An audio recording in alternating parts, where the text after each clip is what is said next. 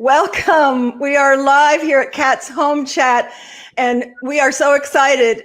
And I still get so excited over this format that we're live. We're anything. We are live.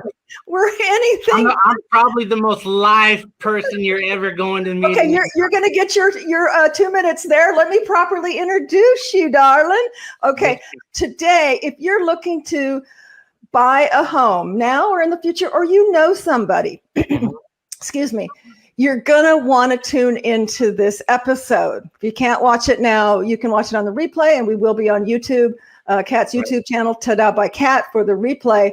But my guest today, who I'm going to officially introduce in a minute, is going to share some secrets of what goes on behind the scenes that a lot of folks, if you're first-time home buyers, even if you just haven't bought for 7 or 8 years, which is the average, you don't remember, recall, or even know the current process for underwriting. And, we're going to power up today. My husband brought me my tea and my power up cup. We're going to power up today, whether you're a female or a male, and get you information so you know what's going on behind the scenes. And the process where, you're just like sitting there nervous Nelly, you will know what has to happen through the life of the loan from pre-qual to funding. And I say not just closing, but funding, because believe it or not, I've had 2 closings in my career that never funded. Not a good thing. Whole nother episode on that. So without further ado, please welcome Victor Varela with Lux Lending. He is a broker owner, young man, entrepreneur. And I love your picture there, entrepreneur working. Caution. Yeah. That's the truth. For all you entrepreneurs, solopreneurs, mompreneurs, all that. Yeah, it's caution. It can be pretty dangerous at times. So welcome, Victor. Thank you so much. Victor and I connected because we're very like-minded in terms of how we market our business. Right. And I hope to be on your podcast soon and share some nuggets on staging. Again, I am Kat, if I didn't mention it. Terrible at marketing sometimes, with Ta-Da Next Level Staging and Design, where we put the sold in your just listed. There you go. If you're in the Houston area, and even if you're across the country, across the world, I do offer virtual, we were just talking about this, virtual consultations for design and for staging to set you up to sell your property in record time and for 10 to 17% more. Wow. So, Victor. Yes. Back to you, darling. Tell us how you got into the lending business. Well, that's a long story, but I'm going to make it. Give me the clip notes. Yeah. First off, let me just introduce I'm Victor Varela. I'm a mortgage broker and owner of DV Lux Financial Lending. We are located in downtown Houston, Texas. We're in a high-rise just off of St. Joseph's Parkway. We've been here for maybe about 1.5 years now. We started off on the north side, and we started doing really well and moved our operation down. Perfect. And all of Victor's information is going to be posted on our YouTube channel. We'll sign off with a phone number where you can reach him right away if you have lending needs. And as we go into this episode, about 30 minutes, please, guys out there watching, post your questions. Jeff, my business partner, and Proctor will be fielding those questions, and we'd love to answer them for you real time.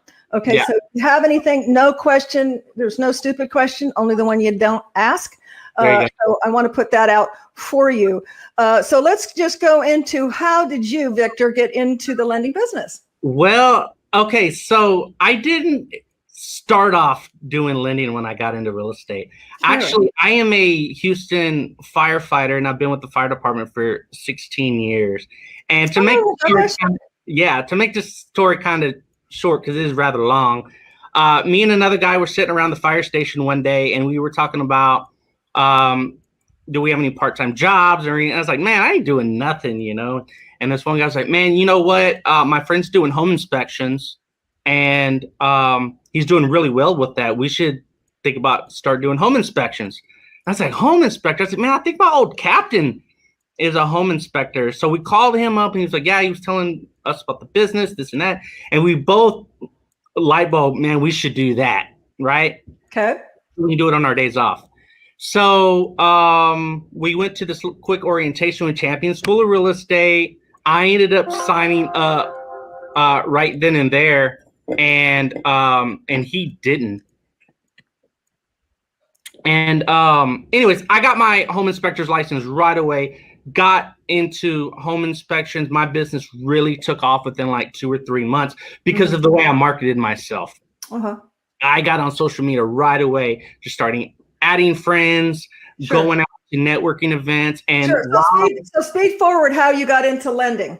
So I met a loan officer while I was going out to all these marketing events, and she told me about becoming a loan officer. And I was like, I could do that. I haven't really, I can do that type of attitude, you know? Sure. So I got my license and we were supposed to partner up afterwards. Well, that did not work out. So I ended up going to work for another mortgage company that's actually located like right down the street from where we are today. And that's where I started. But unfortunately, much like an agent, you don't know anything. Even when you get your license, it's just to pass the test. So it's just a license, yeah. It's crazy that you need to really partner up with a mortgage company who has a really good training platform, and they're adding really good value to you. But at the end of the day, it's all on you to really educate yourself. Absolutely. And so I just dove into the books. I dove into asking a ton of questions, always staying up reading late at night. That's how I got into it. And I didn't have a background in finance or anything like that, but I always have that self-education type of attitude. If Absolutely. I don't know, I'm go out, I'm going to find that answer. And then, of course, one of the biggest things, and just as any entrepreneur, is aligning yourself with the best people. Yep. The people who are in your immediate circle. Yep. Oh my God, you're going to learn a lot from.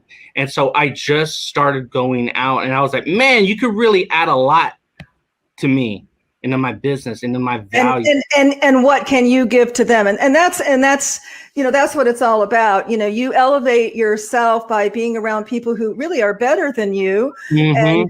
and the opposite. So it's a constant exchange. So we're here today, and that's what our platform is about, is bringing valuable information to our audience. And if it's not, again, pertinent to you, please share it with someone who it is. Right. Many of you know, I have an award-winning staging company. I'm a master stager, color specialist, etc. That's my main business, but I do hold my license, and I do real estate by referral only. I'm actually helping one of my team members right now get into a brand new home. So it's close to my consciousness right now in terms of the process. Okay, now. This happens to be a new home, and there's a whole bunch of nuances in terms of new homes that is different and similar. And we did an episode last week with Angel Rupert about why you need a realtor when purchasing a new home. And I think a lot of folks found that very, very valuable. I will tell you, as having my license in 2 states for over 20 some years in real estate, that the lender you have, the lender that you network with, and you will want 2 or 3 possibly, because some will specialize in foreclosure, some will specialize in first-time home buyers. There's very few that are renaissance, but you want specialties. But they are the lifeblood of your business if you are a realtor, because you cannot buy a home unless you have a loan that is approved and closes and funds. You got cash. End of story. What's that? You got cash buyers too, though. So. Oh yes, you have cash buyers too. Yeah. Okay. Yeah. So minus the cash buyers. Yeah, we just helped my mother-in-law who paid cash, so we did a lender there. But the majority of folks, that's the lifeblood. You really want a trusted lending partner for that. Right.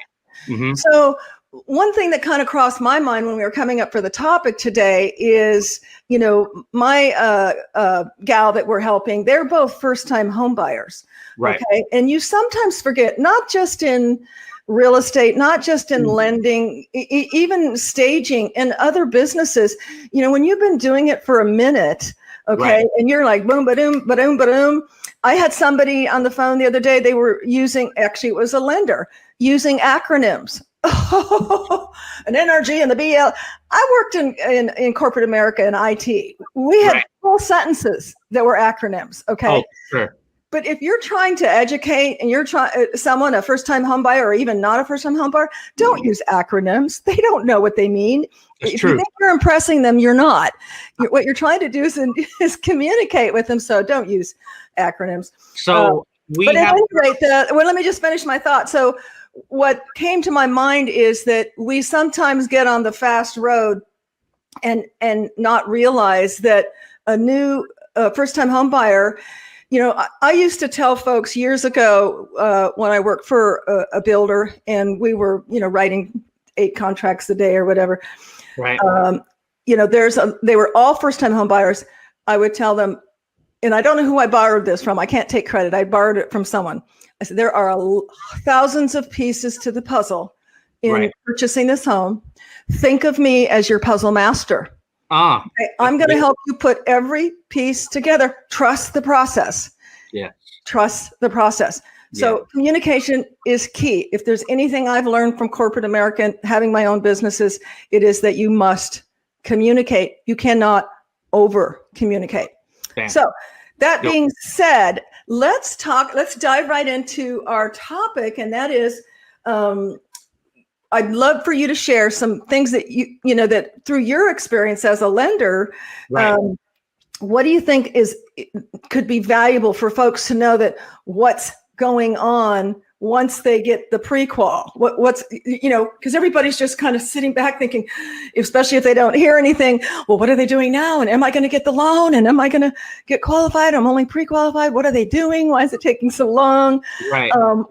What can you share with that behind the scenes that might be, valuable to our listeners? Well, at the end of the day, once you get your pre-qualification letter that allows you to go out and shop for a home, you find that home, you put the offer in, we get that executed contract, we submit all that stuff.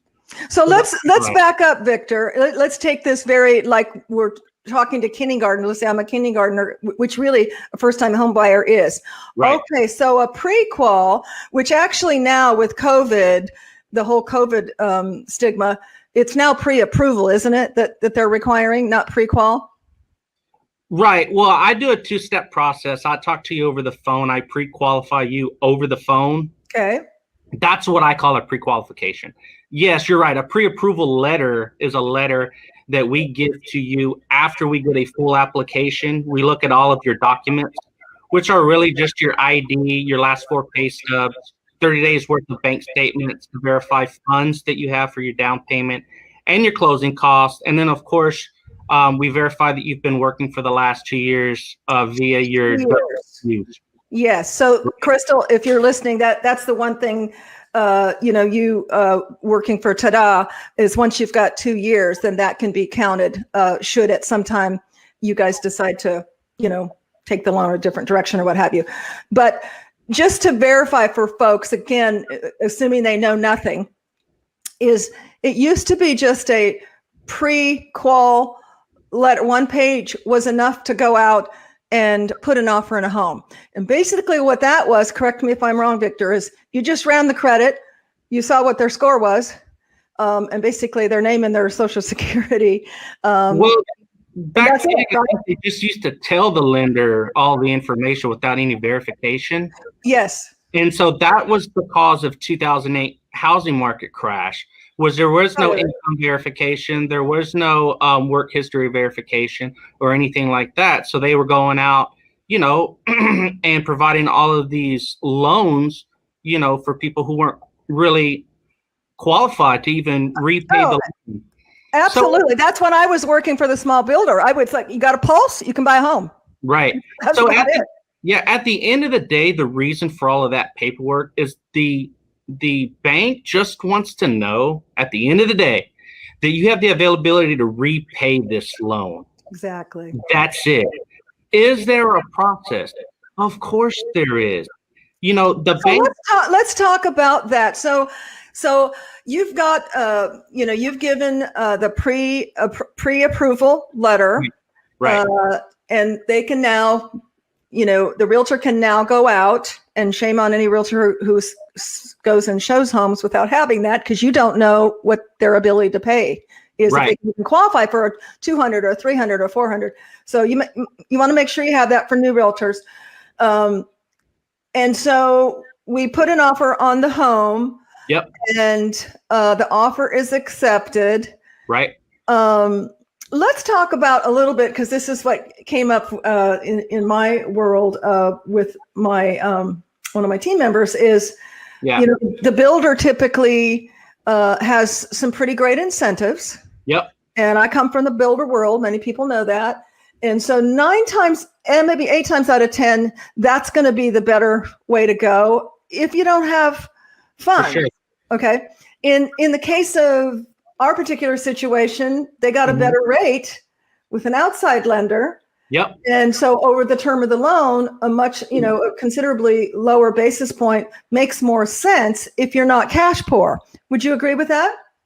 Yeah, definitely. I mean, in any situation, you need to be shopping around anyways. Exactly. And one thing that that you really need to do is set all your loan estimates side by side and come to a determination which one's going to be the better deal for you. Even an eighth of a point means thousands of dollars over the life of the loan. Over the life of the loan. Now, will most people live 30 years? No, but you figure they're going to live at least 10 or whatever. And that's usually, but they need to do a stare and compare. And that's what I had my clients doing, said, you need to have one sharpen their pencil over the other. Right. Even though I brought, the outside lender, I really wanted him to get the business, but it's not about what I want and nepotism or friendship. It's about what's best for my client. Right. So there is a document online that's called the home loan toolkit, and you can easily just type that into Google and it'll pop up. It's a PDF form that the government puts out for home buyers, and it actually gives you a step-by-step process on what they would actually like for you to do. What they would actually like for you to do is that when you want to go out and you want to see if you're going to get approved for a loan, right? Do it with 3 or 4 banks on the same day, right? Oh. And the reason for that is because you want them to pull your credit all at the same time. You have 30 days to shop around, right? Before it actually affects your credit. Right. So if you do it all on the same day and it's getting all pulled at the same time, you're not going to take a huge credit hit, right? Sure. But not to frighten folks. Even if you do it within the 30 days, it's not always, feasible to do it the same day. As long as you do it within that 30 days, you're not taking a hit. Right. Yeah. But, the great thing is that if you have all of your paperwork, because that's what the bank wants. Each bank is going to want all the same paperwork. Exactly. They're going to want the same application. Yep. And they're going to run your credit. Yep. There's no negotiations about that. Yep. I've had some people that said, hey, I'm going to fill out your application. I'm going to send you all of my documents, but I don't want you to run my credit. And then I guess my next question is I guess you don't want to buy a home then. Exactly. I'm just being 100% straight up honest with you. Exactly. The bank is not going to give you a $200,000 loan on your word. Yeah. So 30 days, that's the key. So let's talk about, and thanks for that information, home loan toolkit for folks who want to do a stare and compare, what makes it a little bit easier. So let's talk about, you've got that pre-qual, you've decided on the proper loan, you're in escrow. Right. What are some things, because my understanding, most lenders, then they package up that information, which now they're doing up on the front end already. You've got the digital, 401k and bank statements and right. work records and all of that. Then that goes packaged up digitally to the underwriter. So let's talk about what the underwriter does and what could be some possible snafus or hangups to make that loan not go through in underwriting? Well, a ton of things. Obviously, they're going to verify the application. They're going to verify all of the documents that you sent us. Things to look for on your let's just say your pay stubs, right? They want to see a year to date on those. They want to make sure that these pay stubs are not, from 2018, right? So giving us fake pay stubs, they're going to verify all of that. They're going to call your company and verify employment. Right. So we've had people doctor up fake stuff and try to send it to us, and that's where all of the verification takes place. Some other stuff that kind of does a hiccup is child support. If you have back child support, they're not going to give you a loan. Just simple as that. They're not going to do it. They're going to want to see that you're at least on some type of payment plan, and that you've paid on that payment plan at least 3 times. There is no getting around certain things. And it's funny that you say that about doctoring documents, because I noticed, they require now it has to be in color, like ID, different things has to be in color. It can't be a copy, a Xerox, whatever you call it, copy. I'm sure for those purposes. Let's talk about a little bit child support, Social Security, things like that. Because I think a lot of people are not aware when they're looking to see, well, do I make enough money? Maybe they're using the online, bank rate or something, trying to see what they qualify for as they're planning, their new home journey, first home or second home. Mm-hmm. A lot of people don't realize that any kind of money that you receive, child support or Social Security, is grossed up. Now, what does that mean, people? That means if you get $1,000 child support, it's grossed up to like $1,250, right? 25%.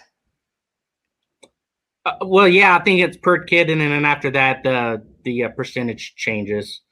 Well, no, the flat amount. Let's say you get $1,000 for 3 kids. Let's just do easy. Math. It's going to go up to 25% higher. They're going to gross it up. Why? Well, think about it. It's net. You get that in your bank, in your pocket. There's no taxes taken out, much different than gross, salary, where you're going to have to pay taxes. Right. So at the end of the day, we take your gross monthly income. Yep. Right. We look at that to do our calculations, not your net. So we want all type of income that you get. Yep. Right. Everything. Yep. So if you have 2 jobs, give me paycheck stubs for those. For both jobs. So let's talk about, I used to call it, the three-legged, it's a 3-legged stool when you're looking at qualifying. They're going to look at your income, your debt to income ratio. Your debt to income ratio, right. Your debts, because I've had folks come in that are self-employed. I had a young man, he owned a trucking company. He's like, oh yeah, I've made 6 figures, yada, yada, yada. Mm-hmm. And I had to tell him, this is when I was in new home sales for a company that we would build, just like frame stage up to full on. And he was like, oh, and he's like, yeah, I wrote everything off. And I'm like, oh, I'm so sorry, dude. Yeah. You can't buy a home because people are going to look at your net. So if you are self-employed, be careful about that. If you're looking to qualify for a home, pay yourself a paycheck. If you can't get your accountant, even if you don't have an accountant, just do the books, write yourself a paycheck, because that's your income, and that's it's a write-offable income. Right. So it goes on your section C, but it will now put you in the game for having an income. Yeah, right? A lot of people think, okay, I own my own business, right? I make, $30,000 a month. I make all of this money, but I write off 90% of it. Dude, I'm sorry. And I get it, and they get so upset with me. But going back to, we have to follow the rules. We all have to follow the same rules. Everybody's got to follow rules. But I think really people don't realize that, which is why I want to drive that home. If you know anybody who's looking to buy a home and they are in business for themselves, share this video with them because they can start now taking action and making that work for them. Because if you are bringing in that kind of money, you definitely can afford to be paying yourself a salary. Whatever. Sure. And what I'd do is I'd get with your accountant and figure out how much salary do you need to write yourself to afford for the house that you want. Back when I was a single mom back in Southern California of 3 children, I was on a base plus commission. I made, good money. Right. But, it was tough, especially I wasn't getting child support. And so I would get with my accountant and say, what's the most that I can claim on deductions to where they're taking very little out. And that's not cheating. Some people think, well, I have 3 kids, I can only deduct 3. Now, I'm not a tax accountant, check with your tax accountant. But what I did with my tax accountant is he would say, typically I claim 10. And what did that do? It put a few $100s more a month in my pocket for my operating expenses to take care of my children. And so, I mean, if you like that big check at the end of the year and you don't mind Uncle Sam hanging on to your money throughout the year, hey, just claim 1 or 2. But if you'd like to put that in your pocket, and I have shared this information, and again, default, talk to your CPA with new homeowners back in the day, because sometimes $100 a month is the difference between them putting gas in somebody else's SUV, renting, or purchasing their own home, but they're kind of scared of that $100 more. So, I actually would go into HR, depending on how much commission.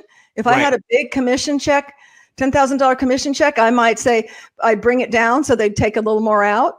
But you have that right as an employee to change your deductions with HR anytime you want, right? Oh, for sure. So back to owning your own business and all that other tax-related stuff, it's really, really, really beneficial to get with your accountant, because, you might be set up as an LLC where you really need to be set up as an S Corp so that you're allowed those tax advantages, right? Very, very good point. Yes. All that stuff really does play into whether you're going to get pre-approved for a loan or not. We need good documentation anytime you're a business owner, right? So you're going to fall into a whole other type of loan program, which really primarily you'll probably go into what's called a bank statement loan. And that's a non-QM product or non-qualified mortgage product or non-conforming loan. We're going to need at least 24 months of bank statements in order to get you qualified along sometimes with the profit loss statement. And then of course, all the other documents, your ID and stuff like that, proof of funds.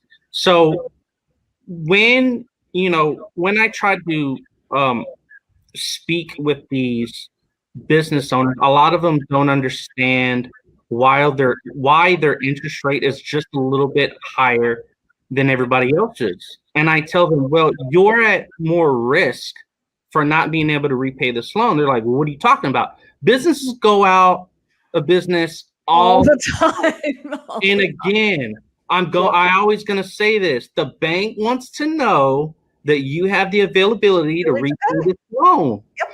So of course you're going to be at a higher risk, which means you might have to put down a bigger down payment, right? So sometimes you may have to put down 20% because that's what the bank is requiring you to do. Right. Now you can't shop around to all different types of banks, but more or less I've only seen between 15 and 20%. And your interest rate is going to be just a tad higher than what the current market They're all going to be the same. We're getting close to wrap up. Such good information, Victor, but I want to touch briefly before we wrap this up on your, another spoke of the 3-legged table, and that is your debt. Because, a lot of folks don't understand. They'll go buy a home. I've seen it happen. Then they go out and put furniture on credit or buy another vehicle, and they've just blown themselves out of the debt to income ratio, which means, your debt has to be between 45 and 48% of your income. Mm-hmm. Once you do that, number one, your score can go lower, and it can really screw you up. I've seen people not be able to close because of that. Have you experienced that? Oh, for sure. So going back to your initial steps in order to get approved, and that initial pre-qualification phone call that I have with you, Right. I'm always like, dude, if you got credit cards that are above 30%, pay those things down. Let's wait 30 days because typically it takes about 30 days for you to see a positive response to your credit report. So if you're teetering right there at about 600 and we need you to be at a minimum 640, that's a huge thing, especially when you have 3 or 4 credit cards that are out. Now, once we send everything to the underwriter and everything is going through the actual process of closing out on your loan, the last thing that you want to do is go out and just start buying stuff. I know it's exciting. I know you want to, but call me. I have a warehouse full of stuff. If you need furniture, don't let anybody run your credit. Nope. Don't phone sign for anybody. Nope. Look, be selfish. It's all about you and you getting into a home. And your dream. And this is what I love about the business, is really helping people realize the American dream, and with us, with staging, is helping them into the next step of the next journey of their new home ownership, or even, beautifying their new space. Many of us more than ever now, are spending more time in our home, and it is our sanctuary, and it's a beautiful thing to be able to own a home.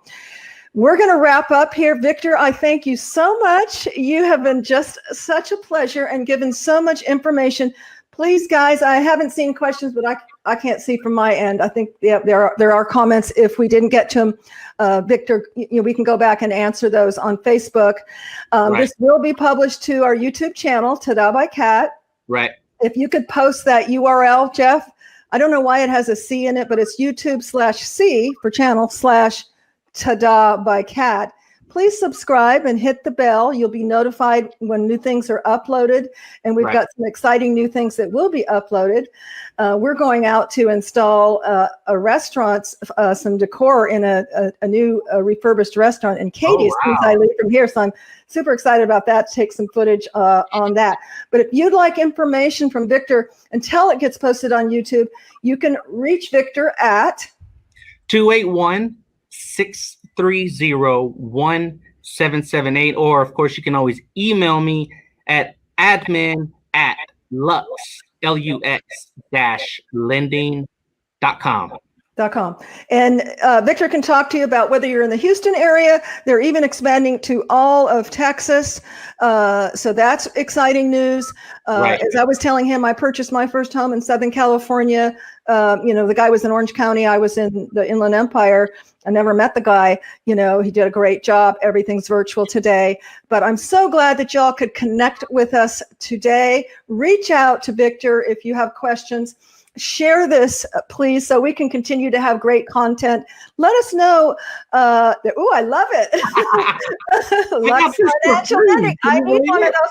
If I go on your show, am I getting one of those? Oh, yeah, I got 2 over here. We'll drink it up. So reach out to Victor, connect with us. And what else I want to tell you. We're looking to have some interesting guests coming up. Well, they're all interesting.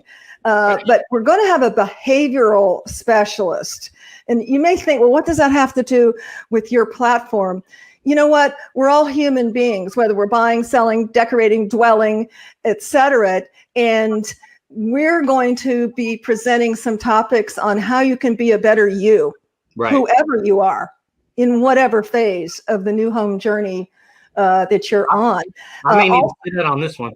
Please. And then also a Feng Shui specialist. I'm looking. If you know of anyone who's a Feng Shui specialist, I haven't nailed down that guest yet, but that's what I'm channeling in my manifestation, because that's very important in our lives, whether we're selling, dwelling, decorating, etc.